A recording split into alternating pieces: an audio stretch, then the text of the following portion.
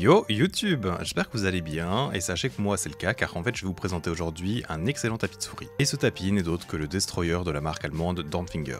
C'est en fait un tapis en tissu axe et vitesse qui a un ressenti assez proche d'un artisan Raiden. Tapis qui au passage n'a pas vraiment d'alternative, je suis donc très content que des marques s'y intéressent. Je tiens d'ailleurs à remercier Dornfinger pour m'avoir envoyé un exemplaire de test en avance pour que je puisse en fait le tester et donner mes retours. Il n'est actuellement pas disponible mais cela ne devrait plus tarder.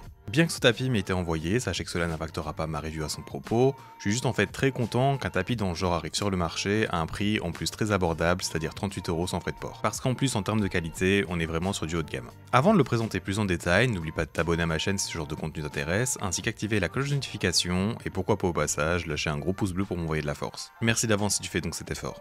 Bien, premièrement, ce tapis est vendu à plat, ça veut dire en fait qu'il est directement utilisable une fois sorti de l'emballage. Il a cependant une odeur assez présente, pas désagréable, peut-être dans le même genre que des chaussures neuves je dirais, mais je conseille de le laisser en fait dans une pièce aérée au moins un jour si vous êtes sensible à ce genre de choses. Le tapis est assez souple, mais la marque préconise de ne pas le plier, j'imagine en fait que cela pourrait laisser des marques permanentes. Et vous voyez que si je le plie un peu trop dans le coin, il met un peu de temps à se remettre complètement à plat. D'ailleurs dans ce coin inférieur droit est présent le logo de la marque. Il est dans une matière différente, donc pourrait se sentir sous les patins, mais il est vraiment assez petit. Et dernièrement à son propos, et c'est d'ailleurs la seule chose qui est censée changer en fait entre mon exemplaire de test et la version finale, c'est que le logo sera encore placé plus dans le coin que là où il est actuellement. Pour la taille du tapis, il est de 49 cm de long sur 42 cm de large. Exactement donc comme la taille d'un artisan, il aura même droit à un format carré de 50 sur 50, ce qui est vraiment génial. Pour la couture de ses bords, elle est vraiment top tier car en fait elle est assez fine, molle et surtout en dessous de la surface de glisse, qui est donc vraiment le meilleur des mondes ici. Il n'y a donc vraiment aucun ressenti que ce soit sous les patins, le bras ou le poignet, du très bon boulot ici encore. Pour sa base adhérente maintenant, c'est quelque chose que je n'avais pas encore eu malgré ma collection de plus de 80 tapis de souris. C'est donc en fait du caoutchouc mais avec un aspect genre plus souple et un peu plus humide. Le pattern de forme aidant à l'adhérence est aussi plus petit que les autres bases plus conventionnelles. Il agrippe donc très bien au bureau et je pense que c'est surtout aussi car le tapis est assez lourd et dense. Cela me fait un peu penser à celle du X10 d'ailleurs que j'ai review il y a pas si longtemps. D'ailleurs, un autre élément qui me fait penser à ce X10 Control, c'est la mousse du tapis car elle a un aspect en fait plus dense que le peau rond des tapis artisans. Le Dornfinger Destroyer a donc une épaisseur de 4 mm, ce qui fait de lui un tapis assez épais, et au niveau de la fermeté, il est donc plutôt mou comme je viens de le dire, se rapprochant en fait fortement d'un soft de chez artisan. Le fait que cette mousse soit plus dense, plus compacte on va dire, c'est ce qui devrait vous permettre de garder en fait plus de constance si vous utilisez des petits patins par exemple, qui auront eux en fait tendance à s'enfoncer facilement sous la pression que vous exercez en fait sur votre souris. La fermeté soft est d'ailleurs la seule qui n'est pas disponible chez l'artisan Raiden, le tapis qui pourrait donc se comparer le plus au Destroyer en termes de texture et ressenti. Parlons d'ailleurs directement de ces éléments et on parlera de la vitesse ensuite. La texture de ce tapis est donc très lisse, et cela donc grâce au tissage qui est très serré du tapis.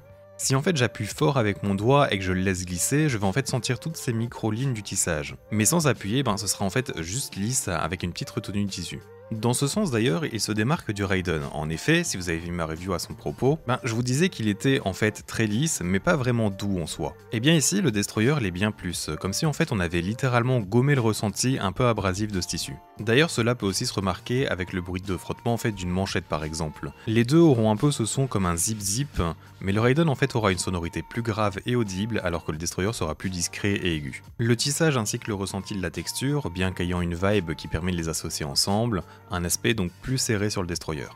D'ailleurs, ce tissage plutôt serré était aussi ce qui caractérisait la première version de l'artisan Raiden. Mais cela provoquait en fait des problèmes sur certains capteurs et faisait qu'en fait le tapis se salissait très vite. Et bien ici, le capteur 3335 de la souris Vitality que je suis en train de tester n'a vraiment eu aucun problème sur ce tapis, et niveau saleté, il ne s'est pas sali en fait plus vite que d'autres tapis. On peut voir en fait ici les traces blanches, mais ce serait pareil sur un autre tapis. Cela n'impacte pas la glisse ou n'a pas provoqué en fait de slow spot. Je suis donc très content pour ces deux points du coup. J'ai presque 3 semaines de jeu et d'utilisation quotidienne dessus, ce qui est un peu plus que le temps que je passe normalement sur un tapis avant de le review, et en fait il n'a aucune variation de constance ou de ressenti différent sur sa surface, et cela malgré que j'ai joué dessus avec différents PTFE, du téflon, du verre et même du saphir. Sa durabilité en tout cas n'a pas l'air d'être un souci non plus du coup, mais je ne peux pas vous confirmer qu'il sera extrêmement durable ou non par contre. D'ailleurs, ce qui est aussi génial avec ce tapis, et c'est quelque chose que je vous avais déjà évoqué sur le Raiden, c'est qu'il va en fait effacer le ressenti du grattage qu'auront certains patins. Donc en fait si vous avez des patins considérés comme pas ouf, et bien en fait ils seront plus agréables sur cette surface. Enchaînons d'ailleurs sur la vitesse de ce tapis pour continuer ensuite à développer le ressenti des différents patins. Niveau rapidité dans son ensemble, il n'est pas aussi rapide que peut l'être l'artisan Raiden. Ce n'est donc pas à proprement parler un Raiden soft, car il ne joue pas dans la même catégorie catégorie de vitesse. Le Raiden est certainement en fait le tapis en tissu le plus rapide actuel, du moins à ma connaissance. Pour le Destroyer, il a en fait une friction dynamique très faible, vous sentez qu'il est rapide lorsque vos souris est en mouvement donc, mais par contre il a une force d'arrêt également plutôt conséquente qui vient aider en fait à avoir un bon contrôle. Et c'est quelque chose d'ailleurs qui va se ressentir un peu plus avec des petits patins. Sa friction initiale est donc également présente, ce qui fait que votre souris sera stabilisée si vous tenez une ligne ou un autre angle par exemple. Le Destroyer est donc, dans sa vitesse globale on va dire, plus rapide qu'un Lethal Gaming Gear Saturn, un peu plus rapide qu'un Artisan Zero, un poil plus rapide qu'un GSRSE rouge, et c'est-à-dire donc qu'en termes de tapis en tissu, il n'y a pas vraiment plus rapide à part le Raiden bien sûr. Basiquement, si je devais mettre des notes de vitesse sur 10 sur ces différents tapis que je viens d'évoquer, et cela donc sans me prendre la tête, le Saturn serait à 4, le Artisan Zero à 5, le GSRSE rouge à 6, le Destroyer à 7, et le Raiden X-Soft à 8 ou 9. Il se rapprocherait donc plus overall de la rapidité d'un Aqua Control de Sakura je dirais. En fait, là où l'artisan Raiden pourrait rivaliser avec la vitesse de l'artisan Yen, ici le Destroyer se placera plus aux côtés d'un artisan Ayateotsu si on parle en termes de vitesse pure. Mais vous attachez pas trop à ces chiffres, c'est pour que vous visualisez en fait la différence de vitesse, car il n'a bien sûr pas qu'une seule friction chez un tapis. Malgré cette vitesse, j'ai trouvé que ces différentes frictions pouvaient être un peu trop hautes avec par exemple des patins Corpad ou des BTL pour du Apex Legends. Je vous conseillerais donc plutôt d'utiliser des Tiger Ice pour une meilleure expérience sur des jeux demandant pas mal de tracking. Ou encore même les patins stock très blancs de pas mal de souris, ils seront donc ici plutôt smooth et rapides, vu que le tapis en fait va gommer les effets indésirables je vous rappelle. Au niveau des patins moins conventionnels, j'éviterai les patins en céramique et les patins en saphir, leur réaction ainsi que le fait que ce soit des petits dots n'a pas vraiment été génial. Les Sapphire Dots de Infinity Mice que j'ai revu par contre il y a un moment, sont un peu différents et marchent très bien ici avec lui cependant, supprimant en fait pas mal de friction initiale mais gardant une bonne force d'arrêt. Et finalement pour les patins en verre, j'ai testé ceux de la Lomzu, ceux de Lethal Gaming Gear, et c'était en fait également une bonne expérience avec une préférence pour ceux de Lethal Gaming Gear. Je n'ai malheureusement plus de souris avec des Super Glide, mais j'imagine que cela doit être ok, quoique certainement très rapide au vu du fait que le tapis soit très lisse. Je vous rappelle cependant que je ne conseille pas d'utiliser des patins en verre car ils perdent en fait graduellement de leur vitesse, ce qui fait en fait que vous ne serez pas des plus constants et en plus ils usent beaucoup plus les tapis, surtout ceux en tissu. Je crois qu'on a fait le tour, et si je peux en fait avoir une rapide conclusion, je dirais que j'ai vraiment été bluffé par ce Dampfigure Destroyer, et cela dû au fait qu'il y a enfin un tapis qui peut se rapprocher de ce qu'est l'artisan Raiden.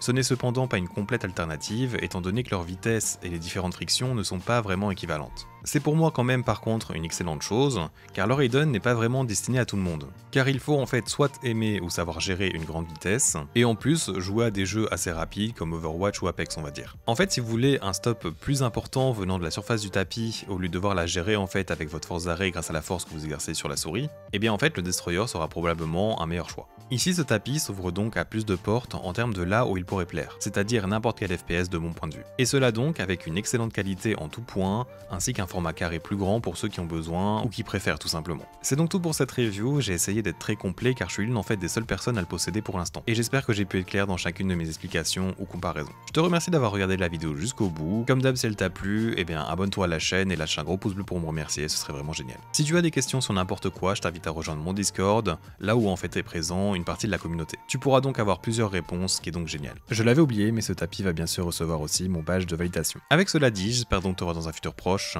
et à bientôt.